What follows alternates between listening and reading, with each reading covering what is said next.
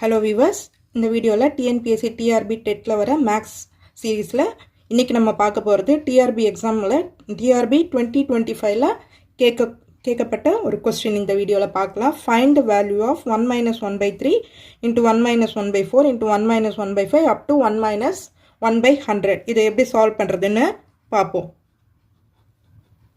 Solution பார்க்கலாம். இந்த 1 - 1/3 அதை பண்ணும்போது எல்சிஎம் பண்ணுங்கள். 1 - 1/3. ஸோ எல்சிஎம் எடுத்தோன்னா 3 - 1 2/3. அதே மாதிரி 1 - 1/4 அதையும் பண்ணிங்கன்னா எல்சிஎம் 4 வரும். 4 - 1 3 3/4. ஸோ நம்ம அடுத்தடுத்து எல்லாமே பண்ணும்போதும் இப்படி தான் வரப்போகுது answer.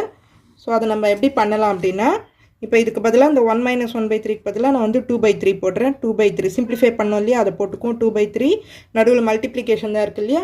2/3 into 3/4 into 4/5 into 5/6 into இது அப்படியே போயிட்டு இங்கே 100 - 1 அப்போது 99/100 லாஸ்ட்டாக இருக்கிறது.